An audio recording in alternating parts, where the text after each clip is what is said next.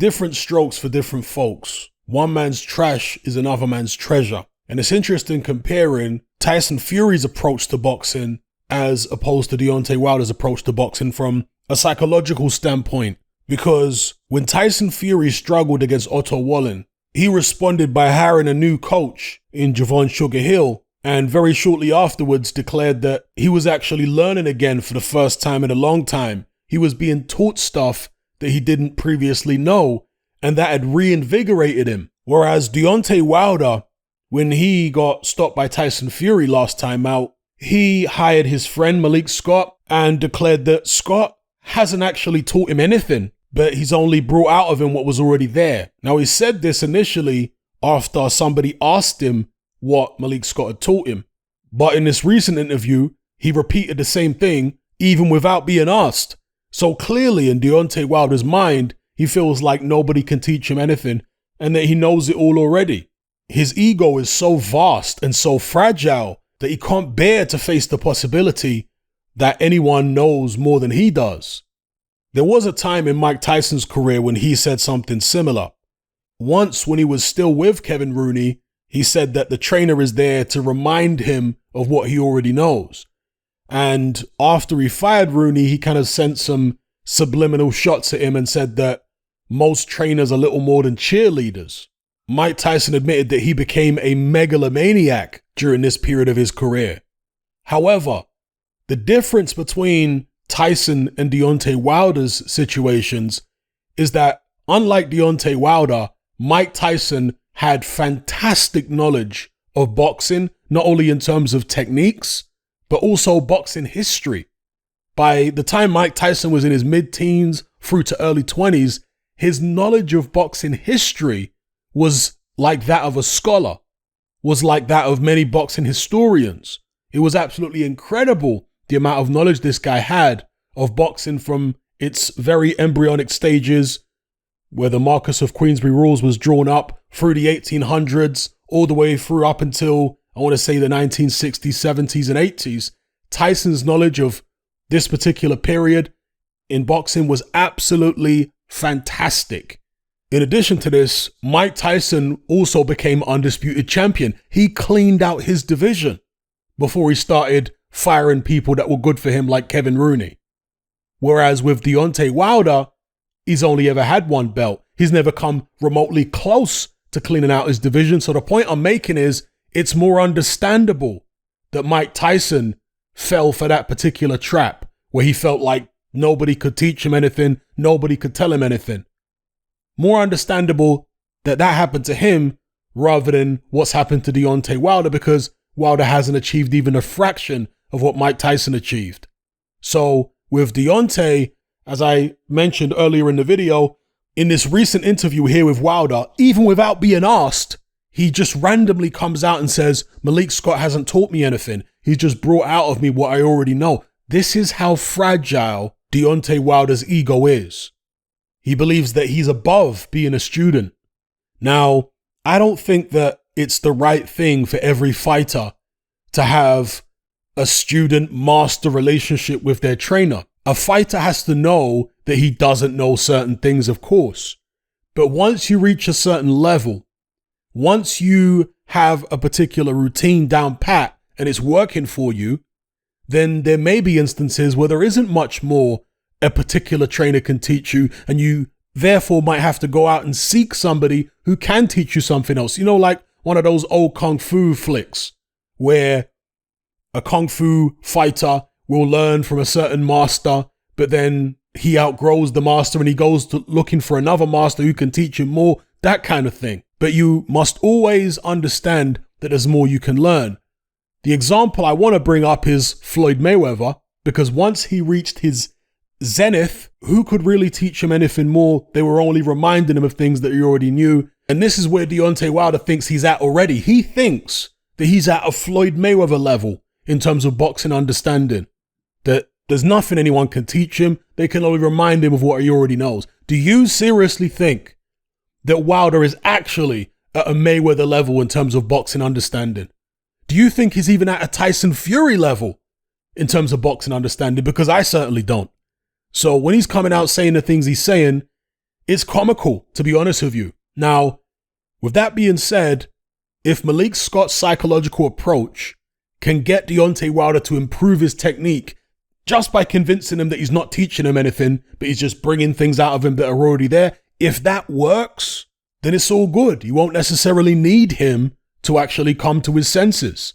You just need him to implement the things that you're teaching him, even though he doesn't think you're teaching him, but to implement the things you're teaching him in the gym and therefore rehearse it and implement it in the fight on the night. Deontay Wilder is very, very childlike in his emotional and psychological makeup, because you often find very similar behaviors in children as what you see with Deontay Wilder.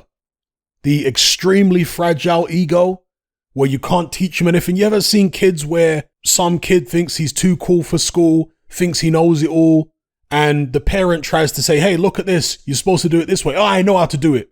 You can't teach me anything. Disregarding the advice and the assistance of a parent who is much older, much wiser, much more experienced, and much more knowledgeable. That kind of attitude is literally what Deontay Wilder has. It's unbelievable to see that in a grown adult, but there you go. I think one of the reasons why Deontay Wilder can't accept the notion that Malik Scott has taught him anything is the fact that he's knocked Malik Scott out. And it's not like Malik Scott was an old man or anything when they fought. It's not like when Muhammad Ali, or Cassius Clay as he was then, fought his former trainer, Archie Moore, because Moore was a lot older than Ali then. But with Deontay Wilder and Malik Scott, they're a similar age. He dealt with Malik Scott in one round, and now this guy is supposed to be the person teaching Deontay? To some degree, you can understand why Deontay doesn't think this guy can teach him anything, but he's more there just to offer moral support, basically. That's the way Deontay Wilder has described Malik Scott's role. He keeps talking about him loving him as a brother and moral support and positivity and all this kind of stuff, which is important. But if you look at Deontay's last performance in the ring against Tyson Fury, he needs a lot more than moral support to be able to reverse what happened there. He needs technical know-how and expertise. He definitely needs to learn certain things about boxing. Forget all the stuff he's talking about. Oh, you can't teach me nothing. You just bring things out of me that are already there. Nonsense. You have to teach him new things, new techniques, and a new approach. And as I say, if Malik Scott can manage to do that by using reverse psychology or whatever the case may be, it's all good. We're basically going to see how skilled Malik Scott is. And I know this is going to sound weird as a parent, because parents, skilled parents, learn how to use reverse psychology and other tactics of psychological manipulation to get their kids to do what they want them to do. Will Malik Scott be a good daddy for Deontay? Sounds messed up, right? Pause. But will he be a good daddy for Deontay Wilder? Will young Deontay carry out his dad Malik Scott's wishes? It's going to be interesting to find out. Not too long to wait now. And crucially, will Deontay be able to hold these new techniques together once he gets punched in the mouth? Because as the old saying goes, everybody has a plan until that actually happens. Will Deontay revert back to type if he gets hit and hurt early? If he gets put under pressure like he was in the second fight? Or will he surprise us all by holding it together, by keeping his shape, by sticking to some form of boxing rather than just looking for a big right hand? Maybe we'll see Deontay whipping in some left hooks to the body, Tommy Hearns style, setting Tyson Fury up for the right hander over the top, as Tommy Hearns used to do to opponents back in the days. Perhaps that's extremely far-fetched, but stranger things have happened in boxing and in the world in general. Whatever the case may be, I just hope we see an entertaining and at least somewhat competitive fight, because the last one was really one-sided. Tyson Fury just gave Deontay Wilder a complete drubbing. This time around, I hope Deontay can offer at least a little bit more resistance to make it more interesting for the spectators. Since we have to see a third fight between these two, a third fight which nobody really called for, then at least let's have it being more entertaining than the previous one. Or even the previous 2. Let me know what you guys think in the comments below. I'm out. Come and join me on Patreon and access my weekly no-holds-barred, censorship-free podcast where we lift the lid on a wide range of controversial topics. It's not mainstream friendly, it's not politically correct, but that's the whole point.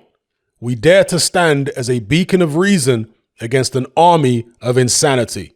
Just head on over to my Patreon page and select the tier called Hatman Hot Topics. You'll gain access to a minimum of 2 hours of exclusive content every single week, including podcasts, videos, interviews, live stream Q&A sessions, as well as my popular Confessions of a Nightclub Bouncer series. Not to mention a vast back catalog of hundreds of hours of previous episodes. You can listen via the Patreon app with the option to download in high quality MP3. We've also got a Discord server where you can come and chat and hang out with myself and other members. There's no contract, no commitment, and you can cancel at any time. So come and join our community of free and critical thinkers by signing up with me here on Patreon today.